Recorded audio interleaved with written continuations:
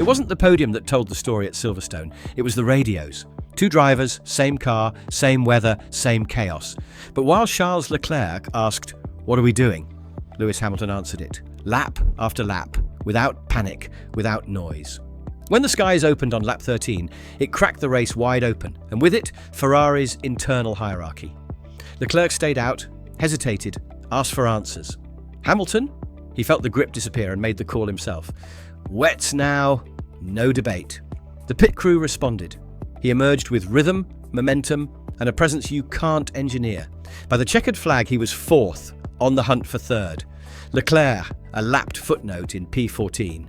But the gap wasn't just measured in positions or pit delta, it was leadership.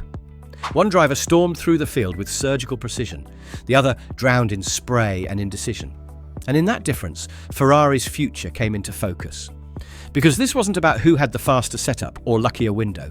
This was about who became the team's compass when the map washed away.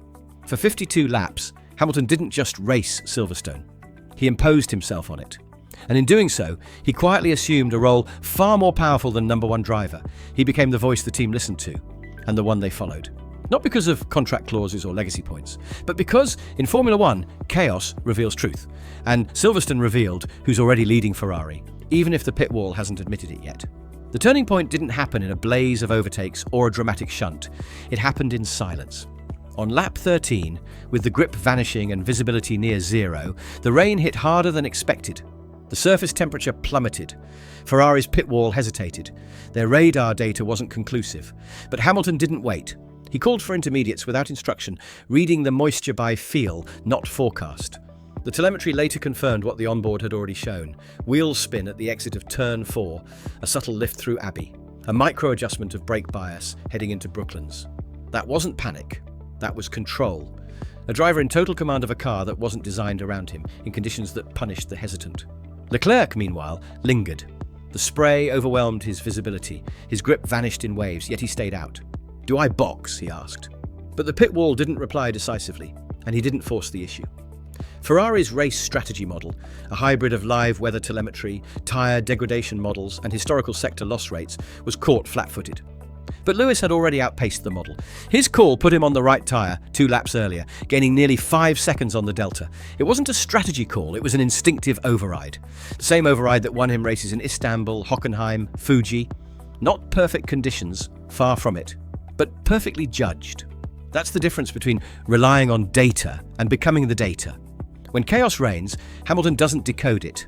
He becomes the algorithm. That's how he made a flawed Ferrari look prophetic, while Leclerc floundered with the same tools. Same car, different compass.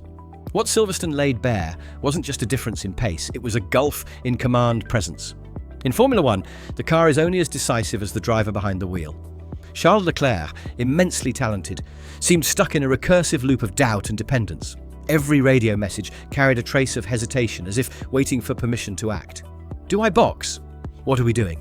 They weren't tactical queries, they were cries for direction. In contrast, Hamilton's radio wasn't louder, it was clearer. "Let me know the window, I'll manage."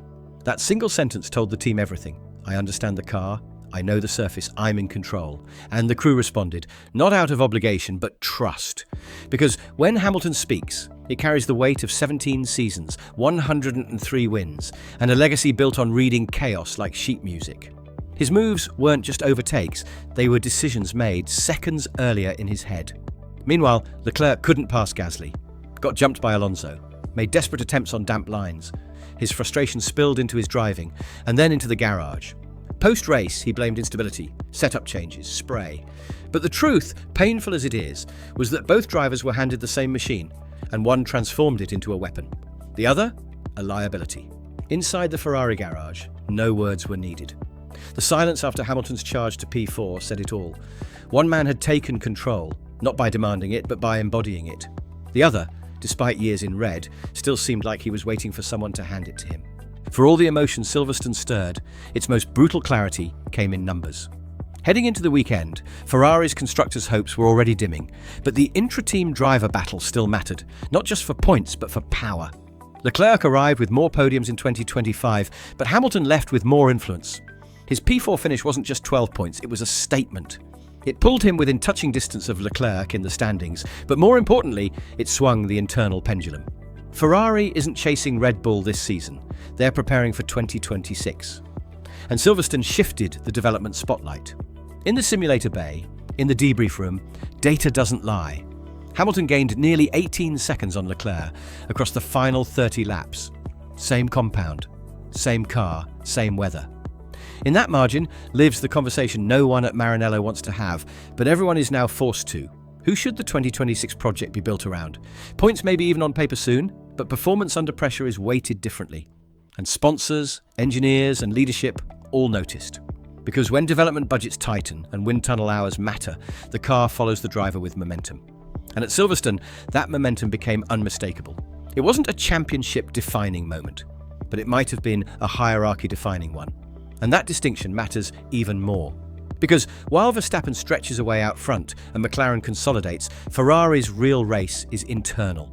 And in that championship, a quieter, more political one, Hamilton just closed a 10-second gap in a single afternoon. Every great driver has a moment where the car no longer defines them. They define the car. For Michael Schumacher, it was Barcelona 96. For Senna, Donington 93.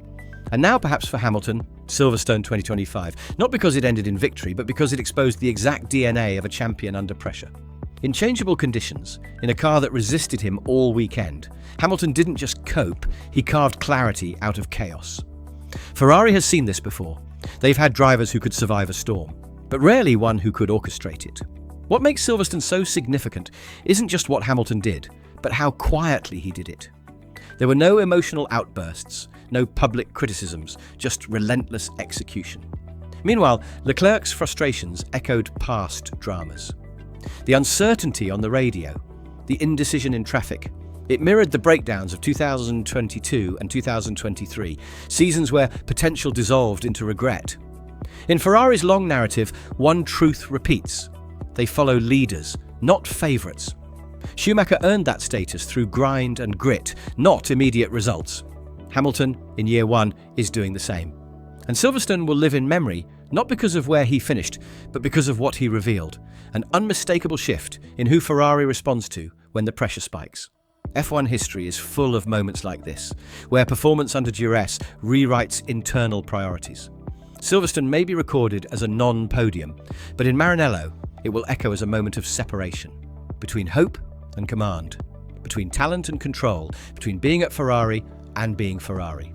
Silverstone didn't just clarify the present. It cast a long shadow over the future. Inside Ferrari's technical department, the conversations have already begun to shift. 2026 looms large, not just as a regulation reset, but as a cultural one. Until now, simulator data and setup preferences have leaned toward Leclerc's driving style, softer front-end rotation, higher rear stability. But Silverstone changed the tone. Hamilton took a car not built around him and extracted pace, precision and pressure. That doesn't just earn points, it earns influence. And influence, at Ferrari, means control over development. The engineers noticed, the strategists noticed, the paddock noticed. His wet weather calls, tyre phase management, and brake bias adjustments weren't just skilled, they were instructive. They exposed a toolkit that could shape the next generation Ferrari, not just adapt to it. If Hamilton continues delivering performances like this, Ferrari will have no choice but to recalibrate. Not just setups, but their entire driver hierarchy. And for Leclerc, that's the warning. Because Formula One doesn't wait for comfort, it rewards clarity. And right now, Hamilton is giving Ferrari a blueprint, not just results.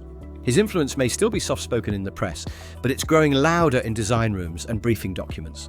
If Ferrari listens, they may finally build a car that doesn't just promise success, but executes it. If they don't, they risk losing the only driver on the grid who can lead them through a storm and out the other side. Because Silverstone wasn't a fluke, it was a forecast. There's a phrase being whispered now in Maranello's corridors, solo until 2026. On paper, it sounds like contract language. In spirit, it signals something deeper, isolation. For all of Ferrari's public praise of Hamilton, behind the scenes, the machinery of influence still leans toward Leclerc. The 2026 prototype continues to be modelled around his inputs. Key aerodynamic updates are shaped by his feedback. Simulator sessions revolve around his driving style, and yet Silverstone revealed the paradox. Ferrari is building a car for the wrong leader. Hamilton doesn't need favoritism to lead. He needs a platform. And when he doesn't get it, he doesn't retreat. He adapts. He finds rhythm in chaos, authority in silence. What Silverstone showed wasn't a technical marvel or strategic masterstroke. It was a man outperforming the infrastructure designed to serve someone else. That's not just rare, it's unsustainable. Because you can't keep asking a 7-time world champion to fight physics and politics every weekend. At some point, something must shift. The danger is this. If Ferrari sees Hamilton as a bridge to 2026 rather than the foundation of it, they'll miss the point entirely. This isn't about buying time. It's about honouring time before it runs out. Hamilton said after the race, "You're kind of in no man's land." He wasn't talking about a braking zone. He was talking about being a giant in borrowed colours, revered but restrained. And yet, in that space, he's building something, not out of anger, out of inevitability. Because if Ferrari won't follow his lead now, someone else eventually will. And by then, it might be too late. The revolution won't be loud. It's already happening, lap by lap, sector by sector, voice by quiet, commanding voice.